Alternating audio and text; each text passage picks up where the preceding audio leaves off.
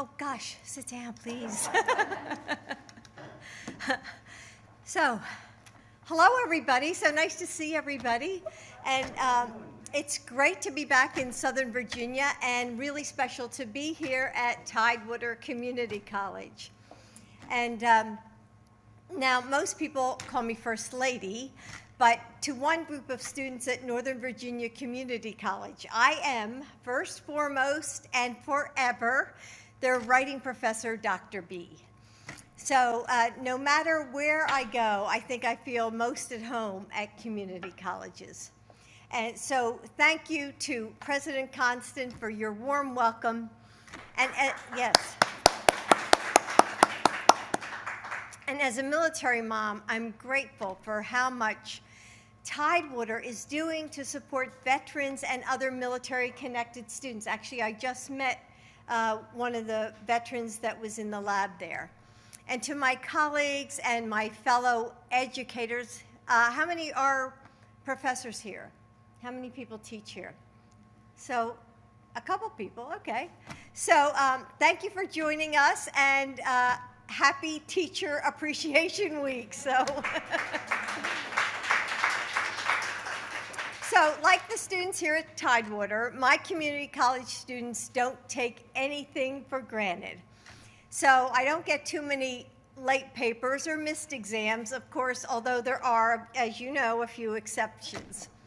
But I have to tell you, a few semesters ago, it was early in the morning, and I got this text, and it said, and I quote, "On my way to the hospital to have my baby, my research paper's going to be late." To which I replied, "Excuses, excuses." Now, this woman in my class, she served as an interpreter for our military in war zones. And she had come to America to start, a new life with her family. And in the midst, I couldn't believe it, but in the midst of labor, here she was, worried about getting in her paper on time. Now, I know that she's a special example, but her commitment, and you know this, certainly isn't unique. And veterans and single parents, first-generation students, refugees, my students, like all the students here, I'm sure, come from every walk of life. They show up, they don't complain, and all they ask is for one thing in return: the chance to work hard and build a good life for themselves and their families. And that's exactly what community colleges like Tidewater give them.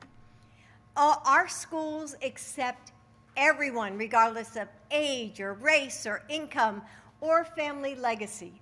And they offer classes that are flexible, so students don't have to choose between work and school. They train for real-world jobs, like I just saw in the lab. They tailor to the communities they serve. Or they provide a strong foundation for those students who want to go on to, to a four-year degree. Community college graduates provide more security for their families. They invest in their local schools and businesses, and they bring needed skills to our workforce, helping us to meet the challenges of the 21st century. That's why we need 2 years of free community college. Thank you, Mr. President. And when we give all Americans the chance to learn from preschool to community college, it will create a ripple effect that is felt by every single one of us. There is no greater investment than we can make than in education, as we all know. And we must provide support and resources so that our students can make it across the finish line. Joe knows that. He saw it in his classes when he taught law school. And he's heard it from me every single day when I finish teaching my classes. But it's not enough to know. It takes action. And what drew me to Joe all those many years ago was his strength. And beneath his kindness and his charm and his good humor, is a man who keeps his promises. He does the necessary work and shows up when it matters. And today, the American Rescue Plan, the American Jobs Plan, and the American Families Plan will work together to deliver the future we need. He's going to deliver on our promise of opportunity for all Americans. With universal preschool, quality public schools, and free community college, our country is going to rise together. And we see that in the story of our next speaker, Jaden Williams. And when she was a senior in high school, she started taking classes at Tidewater. And today, she's part of the TCC STEM Promise program, whose mission is to create a large and diverse STEM workforce.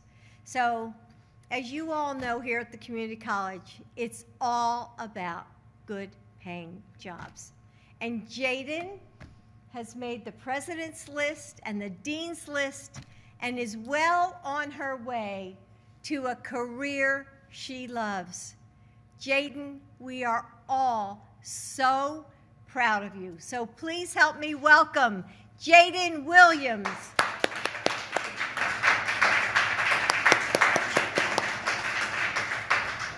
Congratulations. Hello, everyone. I'm just so honored to represent Tidewater on this day because of what this school means to me. Tidewater Community College has equipped me to become a well-rounded student and professional. TCC has provided me numerous opportunities to intern, volunteer, and also earn professional development. TCC's Women's Center is very integral in my story of my success. TCC Women's Center had actually offered me a scholarship that has eased my financial burden completely. So I am on a full ride scholarship. Thank you. But the thing that is so special about TCC is the specialized support that we receive and also the smaller class sizes, which I think is a plus. I think that TCC's mission, from here, go anywhere, is essential just everywhere in our daily lives. TCC has ingrained this in us, and I believe that from here, I can go anywhere. Thank you.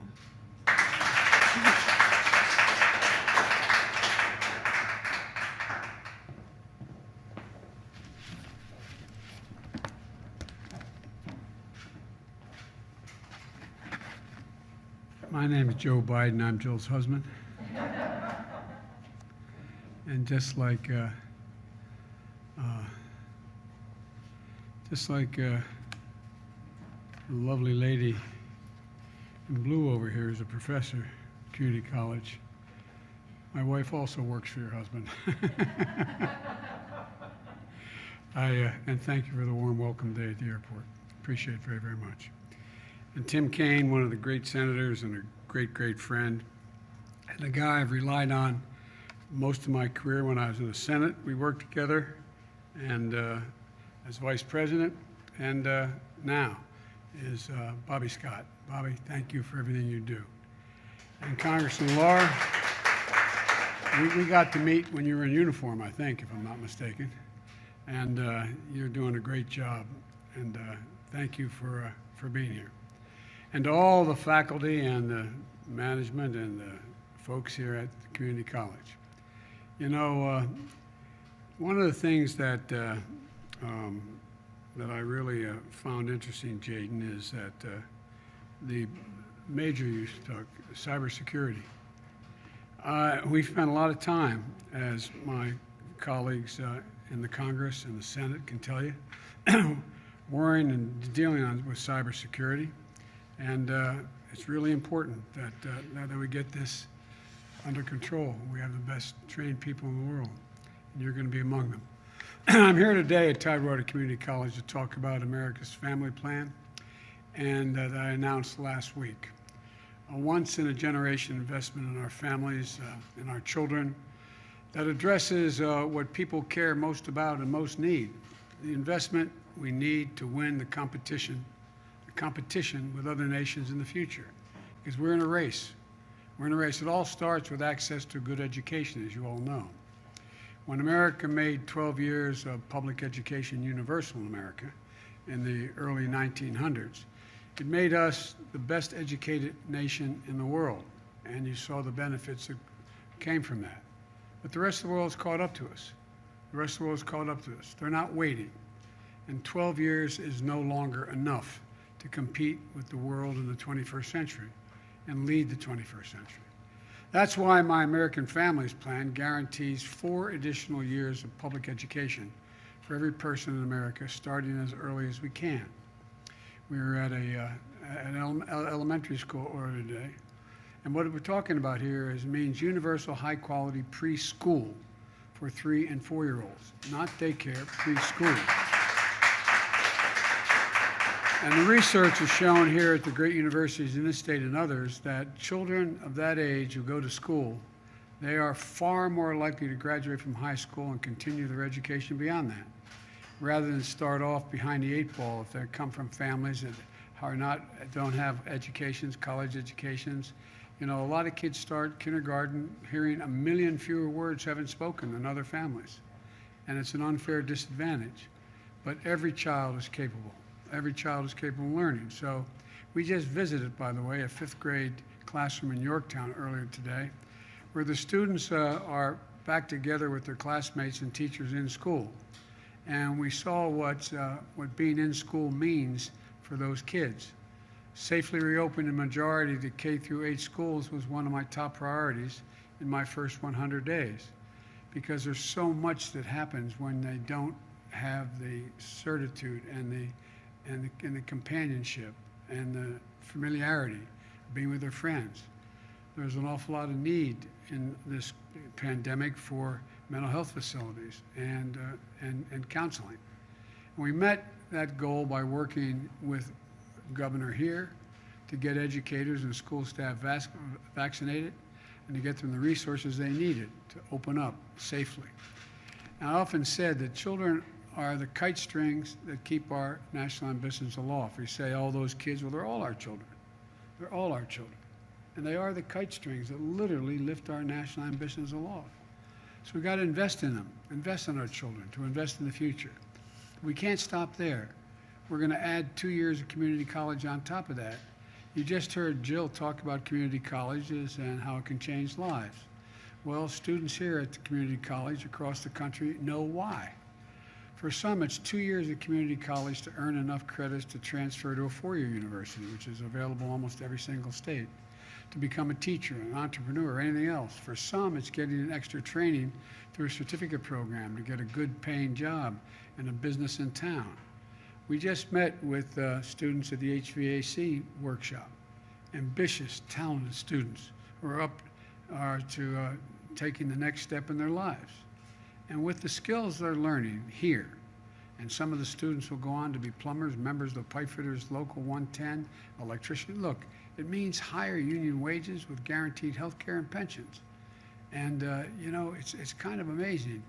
One of the things, I don't know whether you know, the First Lady of this state understands, she does, I'm positive, that an awful lot of folks who even get an opportunity to go to community college still can't get there because of food, transportation, those other costs. And so we're going to increase Pell Grants so they're qualified. Every student, it will make a gigantic difference. It'll make a gigantic difference. By the way, I have to admit, if I didn't have these positions, I'd be sleeping in the Lincoln bedroom rather than the president's bedroom. But it really, you know, it really is how to start to transform the life and family and community and our economy by investing in people. Every child has a capacity to learn. And if I've heard it once, I've heard from Jill 1,000 times. Joe, any country that out-educates us will out-compete us. And it's a fact. And she'll be deeply involved in leading this effort as well. The second thing, the American Families Plan is going to provide access to quality, affordable child care, keeping parents, helping parents go back to work, providing a lifeline of benefits for children as they do better in school throughout their lives. You know, it guarantees low and middle income families pay no more than 7% of their income for high quality care for children up to the age of 5. And that makes a gigantic difference. There's millions of women out of work today, not because they're not qualified for the jobs they have, but they can't take care of their children and do their job. And the cost of child care is extraordinary. I was a single father when I first got elected to the Senate. I had 2 young boys raised after their mom and sister were killed. And had I not had the family I had, I'd never been able to do it. And I'm not joking about that. And I was a senator. I was making a decent salary. The most hard-pressed working families won't have to spend a dime if, in fact, my plan works. If you're low-income folks, you'll be able to get child care for free. Third, the American Families Plan is going to finally provide up to 12 weeks of paid and medical leave, paid family and medical leave. We're one of the few industrialized countries in the entire world that doesn't have this feature. No one should have to choose between a job and a paycheck or taking care of themselves, their parent, their spouse, or a child that's ill. They should have that opportunity. And the fourth piece of the plan, the American Families Plan, puts money directly in the pockets of millions of Americans. In March, we extended the tax credit for low and middle income families with children. Now, if I could hold a second here, if you make enough money and you're paying taxes, you end up in a situation where you get to deduct $2,000 per child as a tax benefit. You don't get it back, but you get to deduct it. Well, if you're a minimum wage worker, you're not paying much tax. And if you're making less than that, which many people are, you're not paying any federal tax. So you get no benefit. So we put in place, and a number of my Republican colleagues shared the view too, although none are voting for it, but I think they share it as well. And that is up to $3,000 per child 6 years and older, and $3,600 for a child that is under 6 years of age. That means 2 parents and 2 young kids, they get a check back from the government for $7,200 in their pockets, which they're doing now, which can help them take care of your family. And it will benefit more than 65 million children. And all the data shows it will cut child poverty in half this year, cut it in half. My plan extends the tax credit at least through the year 2025. Because what's going to happen in 2025, as the press knows, is the tax cuts of the last president expire. And we're going to go back, that put us $2 trillion in debt. And then we're going to compete as to what tax credits there are. I think it's about time we start giving tax breaks and tax credits to working class families and middle class families, instead of just the very wealthy. And here's what the American Families Plan doesn't do. It doesn't add a single penny to our deficit. It's paid for by making sure corporate America and the wealthiest 1% just pay their fair share. I come from the corporate capital of the world. More corporations are incorporated in the state of Delaware than all the rest of the nation combined. And I'm not anti-corporate, but it's about time they start paying their fair share. It's about making a choice. We have out there this year, you have 50 corporations making $40 billion that didn't pay a single penny in taxes. Not a single penny. I don't want to punish anybody, but everybody should chip in. Everybody should pay something along the road here. The choice is about who the economy serves. And so I plan on giving tax breaks to the working class folks and making everybody pay their fair share. Here's an example of that choice. If you ask the top 1% to pay the same tax rate they paid in 2001 when George Bush was president, that would generate $13 billion a year. Now that's enough for us to take around 11 of that $13 billion and provide for 2 years of community college free for every student in America. So what's fair? Go from 36 to 39.6% like it used to be, and be able to take care of what's better. Just think about it in terms of what's better for America, not Democrat, Republican, individual. What's going to grow America more? What's going to grow America more? What's going to make us more competitive, stronger? What's going to make us better educated? So for folks at home, I'd like to ask a question. Do we want to give the wealthiest people in America another tax cut?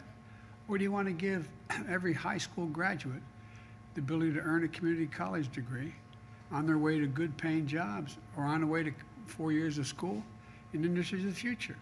Healthcare, IT, cybersecurity, you name it. Look, another example. For too long, we've had a two-tiered tax system. Working families pay taxes they owe on the wages they earn, while some of the wealthiest Americans avoid paying anything close to that fair share.